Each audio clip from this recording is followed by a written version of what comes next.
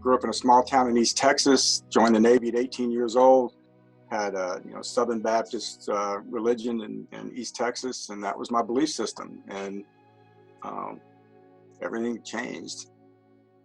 In 1982, I'm now stationed in Hawaii at Barbers Point Naval Air Station. And so we take off for a 12-hour flight. We get in the air, get to about 10,000 feet, and we have a malfunction on number one engine, which is the left outboard engine. When you make an emergency landing and declare an emergency landing, they will have fire trucks or emergency fire equipment right on the side of the runway. And they'll sit at an angle, and as you go by, they'll pull in and go behind you. And then the next two, as you go further down, are pulling behind them. And so there's always somebody that's right there in case something goes wrong and they need you. You need them in a hurry. And usually that's a good thing, right? Having them right there ready. Not that day. 135 knots when we touch down. That's over 155 miles an hour. Things go wrong at those speeds, it happens in a hurry. And all of a sudden, as we departed and started going to the right, I'm thinking he's going to correct with a rudder and get us back on center line. And it went harder right because he put in more incorrect rudder, thinking he's putting in proper rudder, and it made it worse. And that's it. We're going off the runway. The next thing I know, I've got a fire truck headed right at my right wing. And I'm dead, and I know it. I got death coming at me at over 155 miles, 135 knots, and there's nothing I can do about it. You will not believe how much can go through your mind in about 3 seconds when you think that's all you got left. And my son and my wife and my family and I instantly knew what all mattered most. And I was about to lose it all. And I was terrified. And in that moment, all of a sudden, I'm out of the airplane. But I'm also still in the seat. I'm both places. And I'm seeing everything in super slow motion. All of a sudden, too, everything changed. Just temporal distortion, I don't know what to call it. It was just slow motion thing. It was just all changed. And I didn't understand what was happening. I was very confused and very scared. The me that was outside, though, was just as calm as just like I'm observing, I might as well have been watching a YouTube video.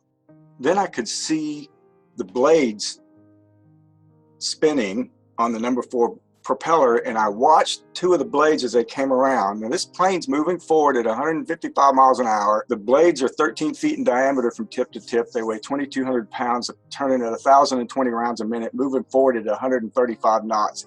And it gapped the front left corner of that fire truck. And one blade missed the front section of it, and the second one passed back the back side of that corner. And then it went on by, and I could see the guy on the silver suit, water cannon on the top, screaming his head off as the wing went over everything and missed by inches or whatever. I don't know. It was unbelievable. And I could see everything. I had unbelievable awareness. That's when things got really strange.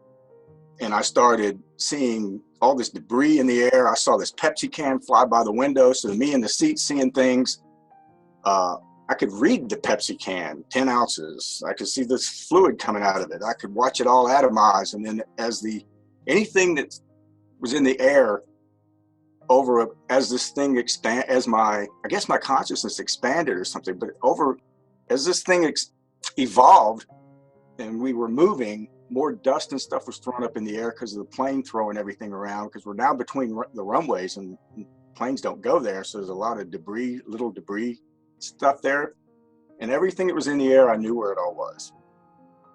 Every one of them. I knew exactly what it was going to do. I knew where it had been, where it was going, and what it was doing on the way. And what should have been a totally chaotic experience had this feeling of sublime perfection. We ended up going all the way across the asphalt between the 2 runways and ended up half on, half off the other runway. We came to a halt as we stopped, and all of that, I call it fractured consciousness. I don't know what else to call it. That it all just back into me into the chair, and I'm trying. It's like, what the hell was that? You know, go to the hangar, do all the post-flight duties, and I don't know what happened. I'm just kind of on automatic pilot and doing my post-flight because I've done so many of them, I don't have to think about it. And I went home and I didn't really talk. I didn't know what to do. I was just still kind of trying to figure out what that was. This sounds unrelated.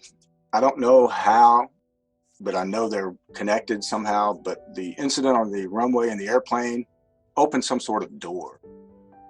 On Wednesday, we're watching a TV show that used to come on regularly back then called That's Incredible. They had a show on there about Leslie Lemke, and you can still find his video on YouTube. And his adoptive mother had adopted him when he was an infant. And she had said she'd been told by God that in a dream that she would be offered 3 babies to adopt because she couldn't have children, and she used to take the baby boy that's blind. And not only was he blind, they didn't know this at the time, I think, but later they realized he had no cognitive skills, couldn't talk, nothing, his whole life. He was like a full-grown infant, literally. And she heard music one night, and after he's now an adult, and she gets up to go downstairs to turn off the TV or something in the middle of the night, and here's Leslie, who has never spoken before, or certainly never sang or played a piano, is now sitting at the piano and singing gospel music, and just what I call the hauntingly holy voice. It just, oh man, I heard him sing, and I was like, that's a miracle. I knew I was seeing a miracle. That's all it can be. And so that night before I went to sleep, I'm in bed. I don't even say this prayer out loud. I'm in my bed and I say a little 10-second prayer in my head, you know, and you don't really expect anything, right? So I said, out of gratitude of seeing my first miracle, I was just thanking God. It was just a heartfelt, genuine prayer of gratitude just to God, nobody else. And I said, at the end of that prayer, and Lord, it'd be nice if you could do something like that for me someday. And I found out from Lilia later what happened, and it's explained in the St. Germain books. It's called the call, my prayer, the call, compelled the answer. Because God loves us so much, we have to ask and invite God in, because the respect level, God will not interfere with our lives unless we ask for that, because that's part of how the law of love works. So I said that prayer, not realizing the impact it was going to have and not really even thinking anything else of it. I went to sleep, you know. I don't know what time it was. It was between 3, 4 in the morning, something like that. And it's instantaneous. The next thing I know, it's just like that. Boom, I'm now in a black void with the liquid molten golden white light right in front of me. And it's awesome.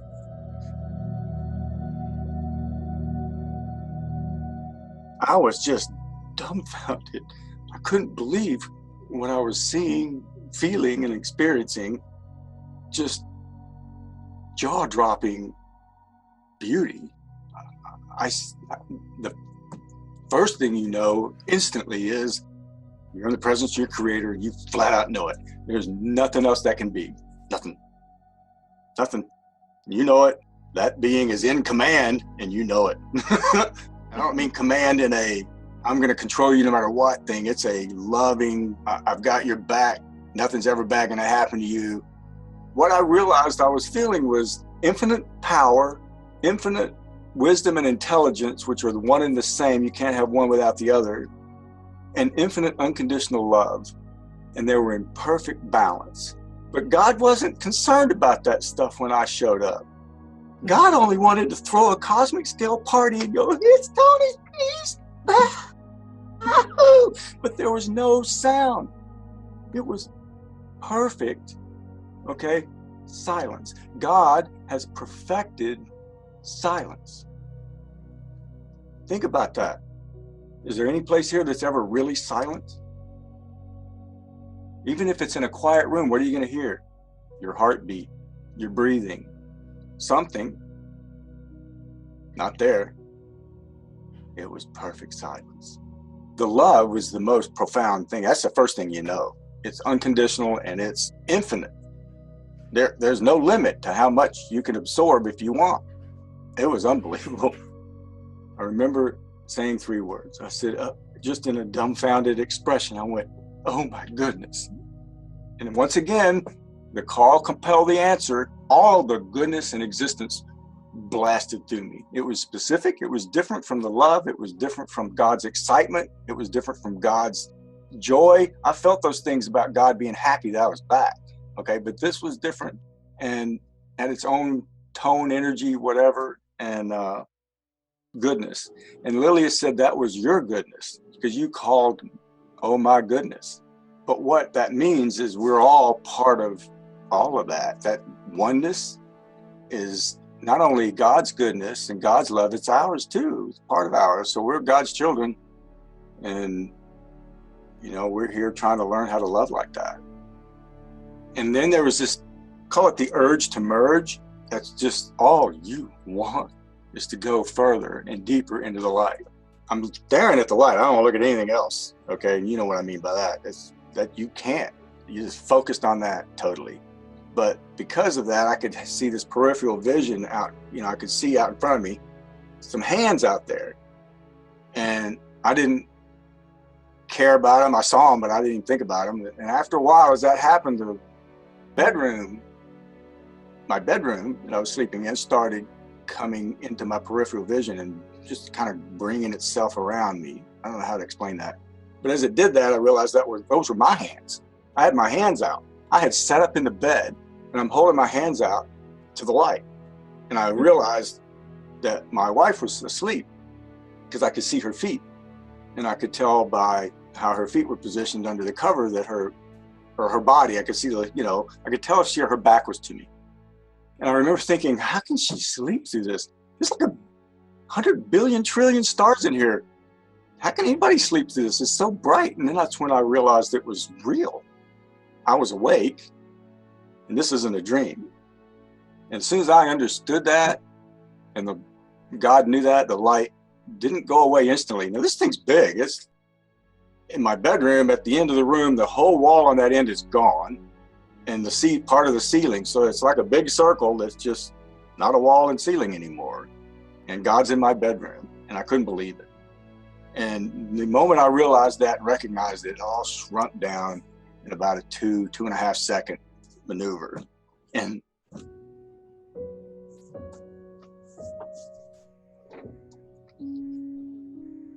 that's when my heart broke. Because I just had the greatest love I'll ever know ripped away from me. And I didn't know why. I didn't get to stay. I wasn't told why it happened. Nothing. I didn't understand anything.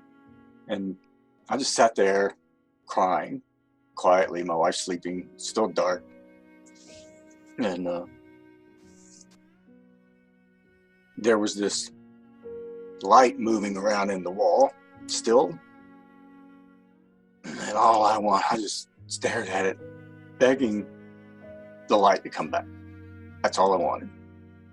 Just one more second, please. That's all I wanted.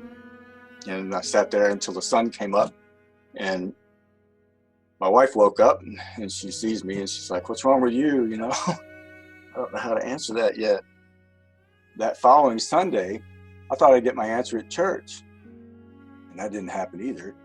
And I went up to the pastor afterwards. He was a guest pastor that week, and he kind of turned his back on me and just walked off and didn't say anything.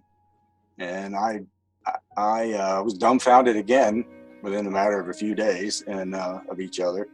And then the following week, tried to go to another church somewhere else with my wife. So at one point, they have this like open forum where people raise their hand out in the congregation to bring up concerns or whatever. So I need answers, right? I'm just like, I don't care I'm going to go, right? And I'm trying to get up and ask my question, and my wife knows what's going on, and she's grabbing my arm, yanking me back down, and I pull my arm away. I'm like, "Let go of me." I literally said that out in church. Everybody's seeing this, And I needed answers, and I started telling a little bit of what happened. Started crying again because you can't not do that. And it was a long time before I could tell my story where I had real good control of my emotions and be able to pull it back in. But I got some sort of lame answer from that pastor too in front of everybody, and I knew it wasn't the right answer because I knew the standard, even though I didn't understand that yet. I ended up out in the parking lot. Another military person who was an officer came up to me, and I don't know if he knew I flew or he'd seen me before or something, but he kind of knew something. It was a long time ago, so I can't remember the details, but I remember him telling me, you don't need to be talking about that anymore. If you're going to be in the military, I suggest you should not talk like that. He wasn't ordering me, but he was walking up saying, you probably won't get to stay in if you keep doing that. And I had not considered any of that. I mean, it was 4 days old. So I'm getting hammered with all these different. I felt like I'd been kicked out of heaven without an answer, right? And I felt like I got kicked out of the church too. 2 of them. Yeah, that was hard. I had no help. If you seek, ye shall find. It'll be brought to you. It might take a long, long time. It took me over 3 decades to find my answers, and I got them through the St. Germain Foundation. What they are teaching instructions on how to become an ascended master. Now, that doesn't mean ascended master that you're have any spiritual superiority or moral authority over anybody, okay?